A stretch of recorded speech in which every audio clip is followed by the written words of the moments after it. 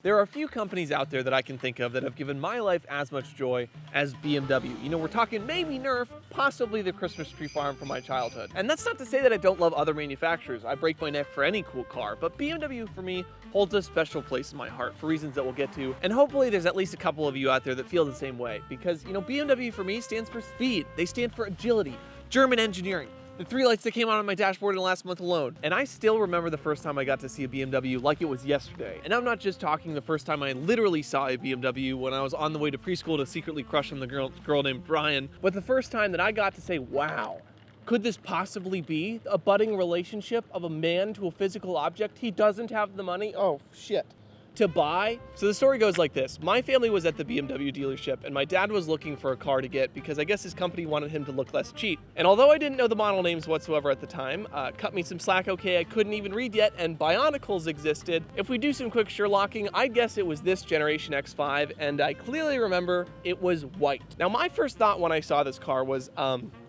interesting, it only has 5 seats and our family has 6 people and I happen to be the youngest.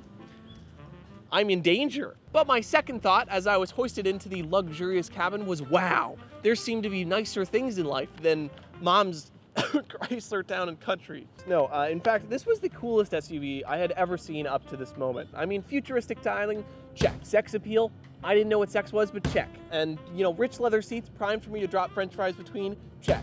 It really had it all, and it was love at first sight. Of course, my dad ended up leasing the Mercedes, which in hindsight has aged far less gracefully than the BMW, and he loved that experience so much so that he threatened to sue them at the end of his lease and then bought us another minivan. Justifiably so. That particular Mercedes dealer was quite shady, and, you know, as far as the minivan goes, I wasn't even mad because, hello, movie screen package. Remember when the first Wii came out, nobody could find it because it was just sold out everywhere? Yeah, that's because my family was playing tennis in the back of this motherfucker on the way to Thanksgiving with the relatives. But back to BMW. This experience would subconsciously set me up to like BMW, and when many years later my mom ended up getting herself her own 5 Series, you know, it was the final nail in the coffin because she got the 535i version, and, you know, let me tell you, even though it's a boat, that bitch is fast, and it handles speed really well, and even though it's all-wheel drive, it will drift in snow. Mom, close your ears. You know, and to this day, if you can't tell, I still love BMW, and I'll come right out and say it, I kind of think this heinous creation is growing on me. So today I'm going to take us back to a better time and tell the largely unknown and honestly wild story of a company that fiercely adapted to its times, for better and for Nazi, how this brand's values have personally given my life joy, and most importantly, why something so seemingly insignificant should matter to us in the hellscape of a world it feels like we live in. Feel free to grab a drink and relax. Not all the filming of this went perfectly smoothly, so there are a couple boo-boos. I'm sorry for that, and consider BMW the first episode of this series, more brands to come. So as far as I see it, there are 3 main stages to BMW's history, out of which the first is by far the most insane. So BMW was founded in 1916 by an engineer named Karl Rapp, except they weren't known as BMW and they didn't actually make cars. You see, they actually made the inline 6, and I'm going to completely butcher this, Bayerischen Motorenwerke 3A aircraft engine, which happened to perform very well at high altitude. I wonder where that could be useful. Yes, killing allies. And their logo reflected that, seeing as it depicts the spinning propellers of a plane. As you can imagine, BMW rapidly became a leading engine supplier for the German military, and everything was going really, really good.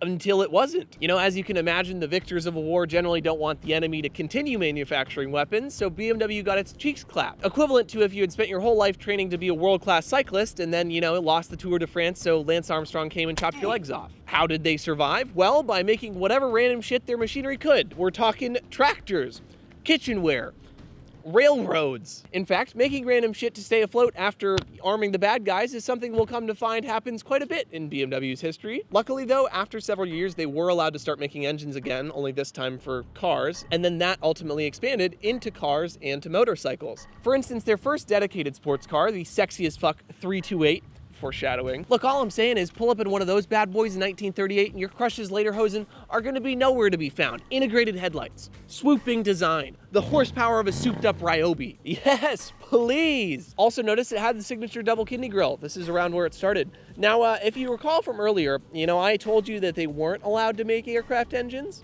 Yeah, about that.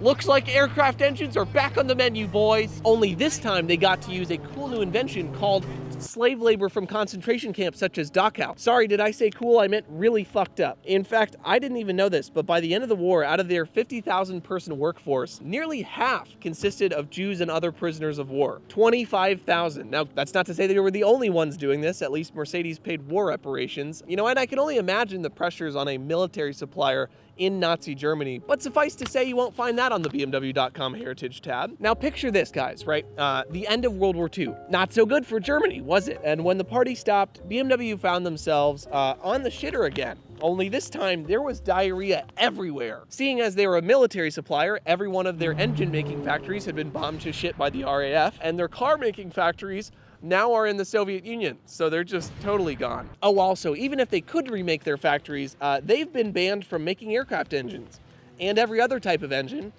and making cars and making motorcycles. I shit you not, they got by making kitchen pans, and it ultimately took them 6 years to get back to car production, and even those models did not exactly fly off the shelf, because you gotta remember, you know, they didn't have the brand image of ripping an E30 M3 down the racetrack, you know, and cutting people off in traffic that we all know and love them for today. They were instead mainly bouncing between being an engine supplier and being a glorified fidget spinner producer because, you know, Germany at the time was bouncing between stabbing bears with pencils and getting mauled.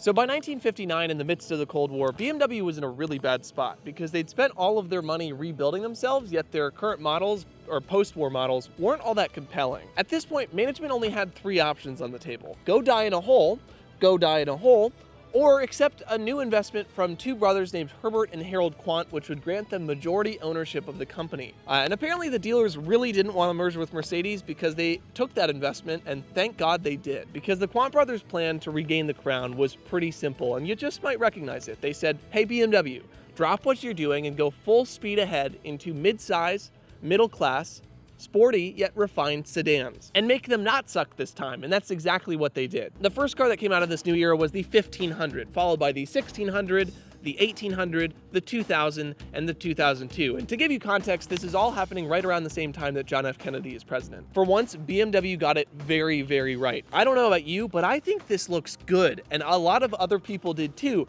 so much that little tuning companies started popping up to modify the cars to race with. They drove incredibly well, and part of the reason for that was that they all had disc brakes in the front and independent suspensions in the back, meaning that when you hit a bump on the left side, the right side doesn't eat itself upwards. The alternative being like a solid axle like what's on an F-150. Those did not exist in mid-size sedans like that from what I could find, yet they're both the standard today on pretty much everything but trucks. These also were the first cars to get BMW's signature Hofmeister kink, which has been on almost every single car since. Next time you're at the Starbucks looking at the X5 in the drive-thru, just look at the back window, you'll notice it has the same shape. Now my favorite feature though, and this has to be of probably any car ever, is that on the 2002 model, they clearly knew who they were talking to, on the steering wheel, there were 4 horns, 1 on every spoke, so you could hit the horn from anywhere on the wheel without taking a hand off the wheel.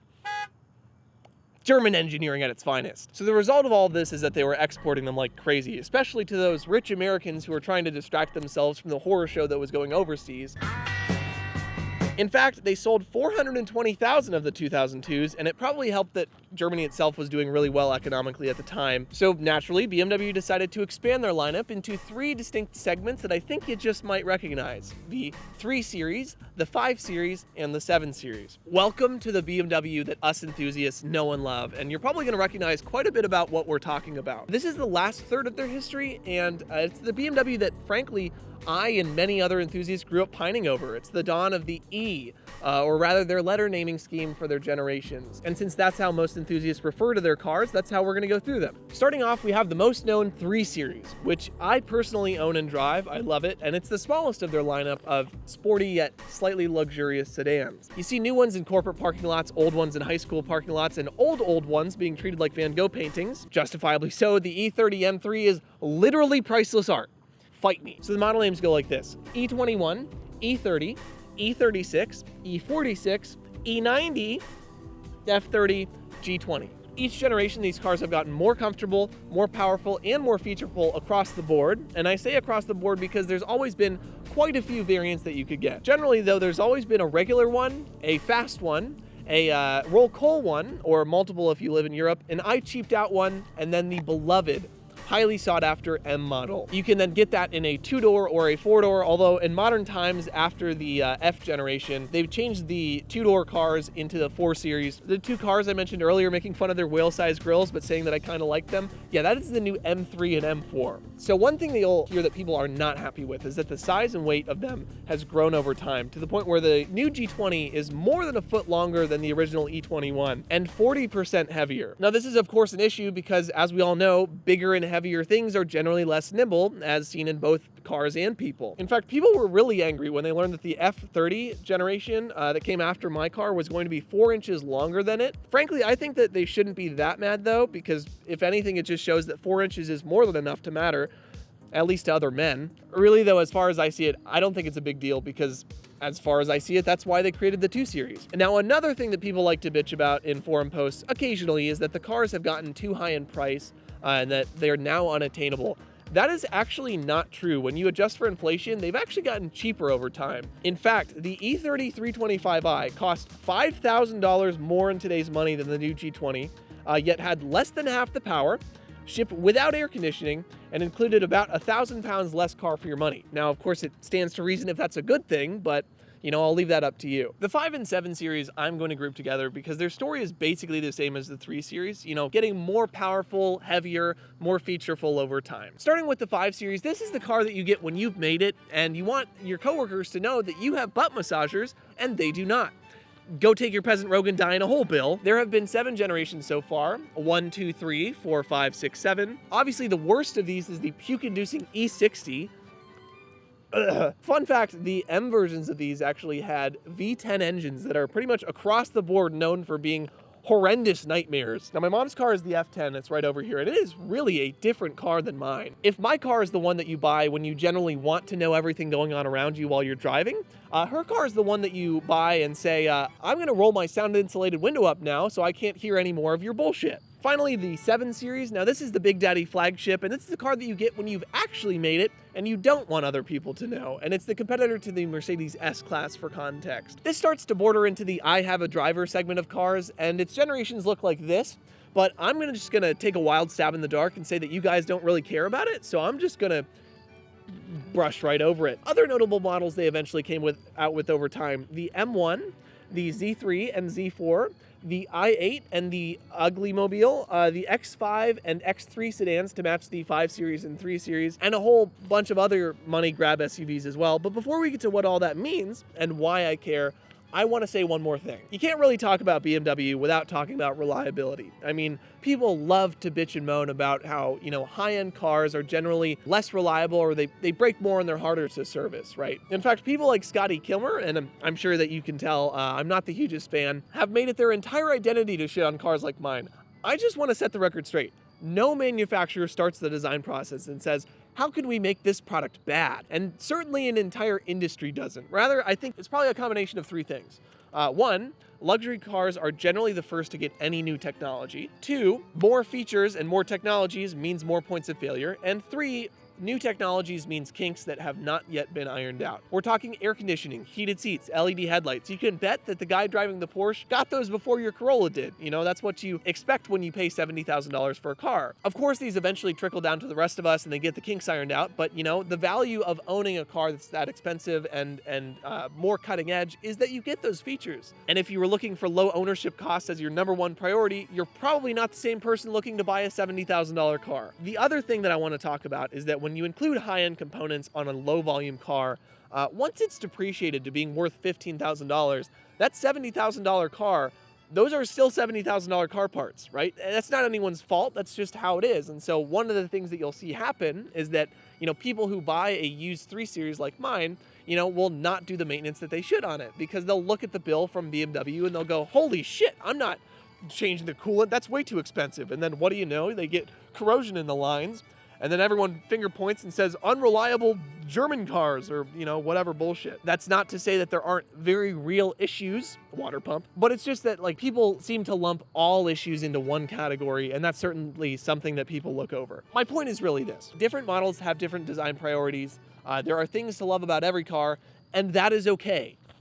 Scotty, some of my fondest memories in life have been driving because Society seems to sometimes think that guys don't have emotions, but we do. And, sometimes I just need to cool off. And my car is exactly the way that I do that. Spiriting through the back roads on the way home from a date, in high school with my first real girlfriend, thinking, wow, it's really cool that someone else thinks that I'm good enough to be with.